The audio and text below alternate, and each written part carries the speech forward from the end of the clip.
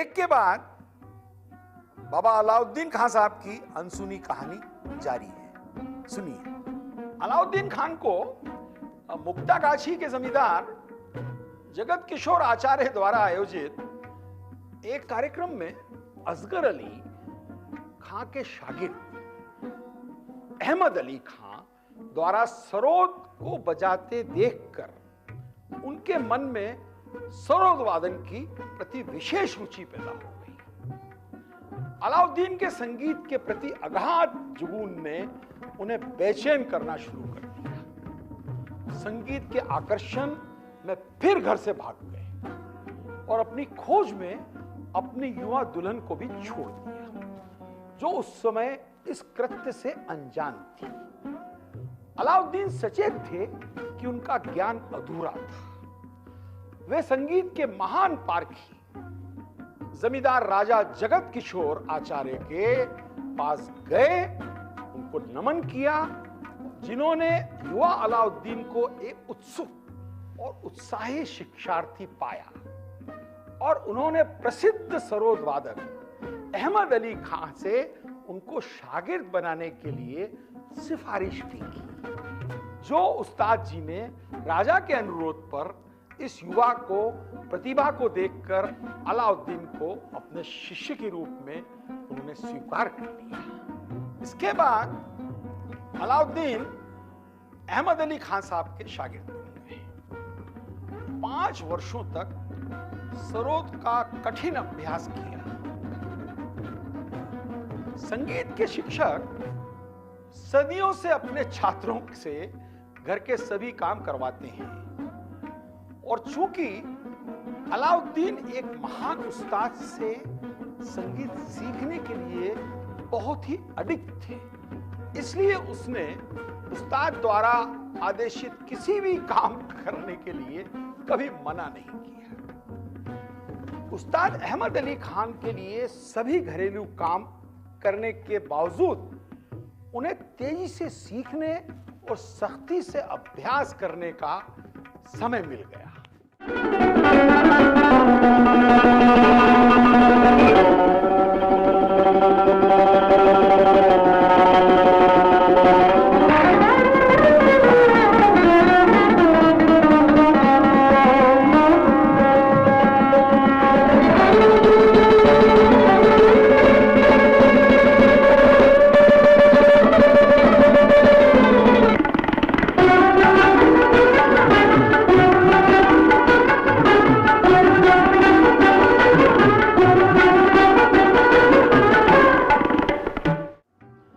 वर्षों के बाद जब वो आलाप का अभ्यास कर रहे थे, उस्ताद अहमद अली खान अचानक घर लौट आए और अपने शागिर्द को अपनी व्यक्तिगत शैली में इन गुप्त आलापों का अभ्यास करते हुए देखकर चकित रह गए और आग बुलबुला हो गए। उस्ताद इस बात से नाराज हो गए और उन्होंने अलाउद्दीन को घर से लगभग निकाल दिया, क्योंकि अधिकांश उस्तादों की तरह अहमद अली ने जोर देकर कहा कि कुछ चीजें बाहरी लोगों पर सिखाने के लिए नहीं होती, ये सख्ती से निकटतम रिश्तेदारों और अपने बच्चों के लिए होती हैं। लेकिन फिर कुछ दिनों बाद क्रोध ने शीघ्र ही स्नेह का स्थान ले लिया। उन्होंने अलाउद्दीन को सलाह दी कि उन्होंने काफी कुछ सीख लिया है और उन्हें दुनिया से बाहर जाना चाहिए और अपने दम पर जीना चाहिए। जैसा कि कहा जाता है, सिखा, दिखा और परख्या।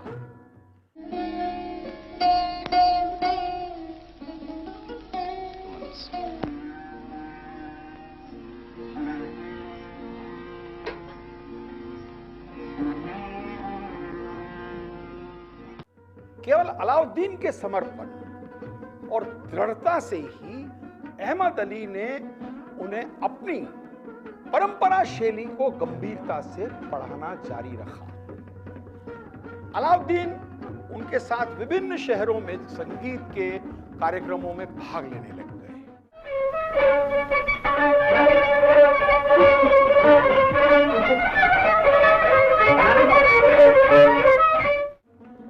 अहमद अली ड्रग्स और शराब के शौकीन।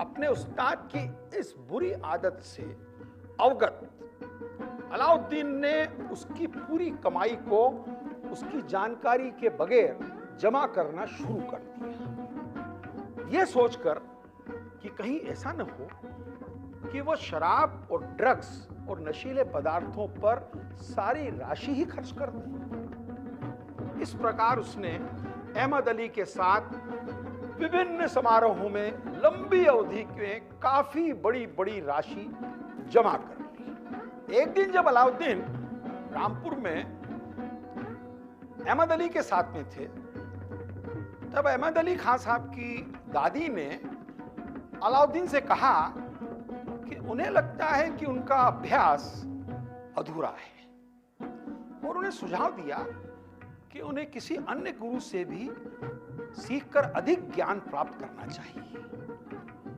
अलाउद्दीन ने भारी उदास मन के साथ जाते समय अपने गुरु को सारी छुपी हुई कमाई सौंप दी। दादी और उस्ताद भी इस ईमानदारी के भाव से चकित रह गए। वे एक और शब्द कहने के लायक नहीं रहे।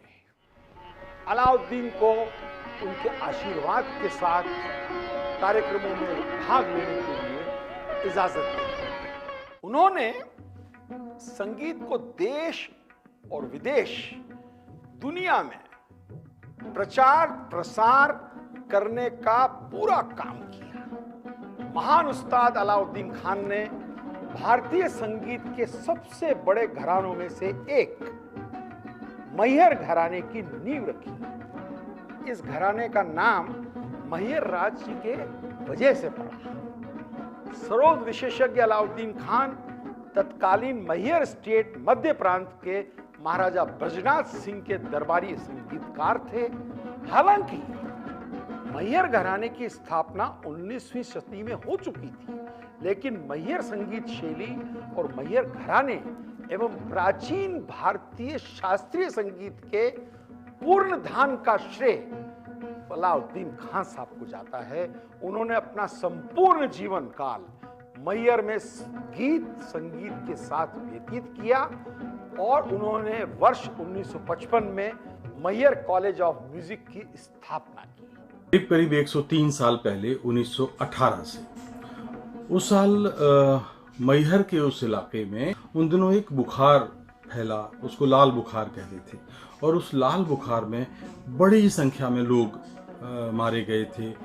बच्चे अनाथ हो गए थे, लड़के लड़कियां, छोटे छोटे बच्चे। और उस जमाने में अनाथालय तो होते नहीं थे, अनाथ बच्चों का कोई परवरिश भी उस तरह से नहीं होती थी और बेचारे ज़िंदगी भर मजदूरी करते थे, भटकते थे। मैहर रियासत में भी बहुत सारे बच्चे मरे।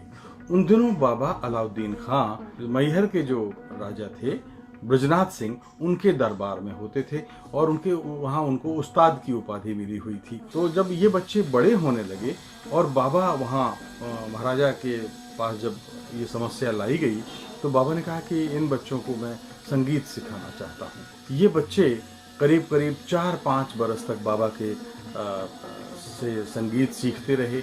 और इसी बीच में बाबा ने एक वाद्य वृंद की रचना की, मैहर बैंड जिसको कहते हैं। लेकिन बाबा अलाउद्दीन खान ने एक शास्त्रीय संगीत आधारित बैंड बनाया, वाद्य वृंद बनाया, जो संभवतः देश का पहला शास्त्रीय संगीत पर आधारित बैंड था।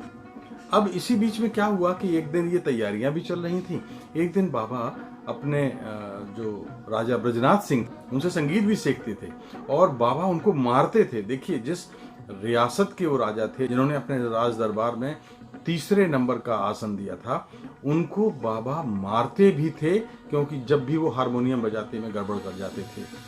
कहते थे, कैसे राजा हो जी, तुम रियाज भी नहीं कर सकते, तुम इतना अच्छा अच्छा खाना खाता है और तुम रियाज भी नहीं करता है। तो ऐसी पिटाई भी ब्रजनाथ सिंह जी ने बाबा के हाथों खाई। एक दिन वो महल के पीछे अपने पिछवाड़े में टहल रहे थे और जब टहलते टहलते उनके पैरों से एक लोहे का एक टुकड़ा टकराया और पत्थर से जा लगा। पत्थर से टकराते ही उसमें बड़ी एक अजीब सी ध्वनि पैदा हुई, टन की आवाज़ जो आई। तो बाबा थोड़ा सा दंग रह गए। बाबा ने पूछा राजा से कि भाई ये क्या चीज़ है। उन्होंने कहा कि ये हमारे शस्त्रागार में कई बार जो बंदूकें हैं उनकी नलियों में जंग लग जाती है, ख़राब हो जाती हैं, बंदूकें ख़राब हो जाती हैं, तो इस तरह से फेंक फाक देते हैं, उन्हीं की कोई ये नली है। उनके वाद्य वृंद में एक इंस्ट्रूमेंट था जल तरंग। तो जल तरंग में, लेकिन जल तरंग में 4 नुकसान बाबा को होते थे। बाबा, पहला नुकसान तो ये था कि जल तरंग की जो कटोरियाँ होती थी वो चीनी की होती थी, टूट जाती थी। दूसरा, उनको पूरा पानी से भरना होता था, लेकिन होता ये था कि जैसे ही छलक जाए कभी पानी तो वो बेसुरा हो जाता था। तीसरी बात ये थी कि उनकी संख्या इतनी अधिक थी कि वो फैला के रखनी पड़ती थी, और जो उनको बजाता था, जो उनका मास्टर होता था, उसको बड़ी मुश्किल होती थी कि उसको बड़ा लंबा एरिया है और अपनी उंगलियों के साथ उसको लगातार घूमना पड़ता था। चौथा नुकसान ये था कि अगर वो कोई प्रोग्राम हॉल में हो रहा है तो जल तरंग की आवाज़ पीछे तक जो लोग बैठे हैं, जो श्रोता हैं, उन तक नहीं सुनाई देती थी। तो माइक यानी लाउड स्पीकर का होना बहुत ज़रूरी था। तो ये 4 जल तरंग के नुकसान थे। बाबा बड़े दिनों से ये कोशिश कर रहे थे कि इस जल तरंग का कोई विकल्प खोजा जाए। तो जब वो लोहे के टुकड़े की आवाज़ उनको सुनाई दी और उस धुन ने जल तरंग की धुन के साथ कहीं ना कहीं उनके दिमाग में एक अनुनाद पैदा कर दिया, एक रेजोनेंस पैदा कर दिया, तो उन्होंने राजा से कहा कि आप मुझे अपना शस्त्रागार ले चलो। और बाबा ऐसी ढेर सारी जो नलियाँ थीं वो लेके आए, उनको एक स्टैंड पर, लकड़ी के एक स्टैंड पर कसा और उनमें 7 सुर भरे। तो इसके बाद उसको नाम दिया गया नाल तरंग, यानी जो बंदूक की नलियों से बना हुआ है उसको कहते हैं नाल तरंग। और 7 सुर इतनी सफाई के साथ बाबा खुद बजाते थे। बाद में तो ये परंपरा हो गई थी कि मैहर बैंड का जो कप्तान होता था, जो गंधर्व होता था, उसको गंधर्व कहते थे, तो जो गंधर्व होता था उसे नाल तरंग बजाना ही पड़ता था। ये नाल तरंग इतना भारी होता था कि वो 2 या 3 लोग उसको मिलकर उठाते थे। तो कई बार चूंकि भारत का ये पहला शास्त्रीय संगीत पर आधारित वाद्य वृंद था,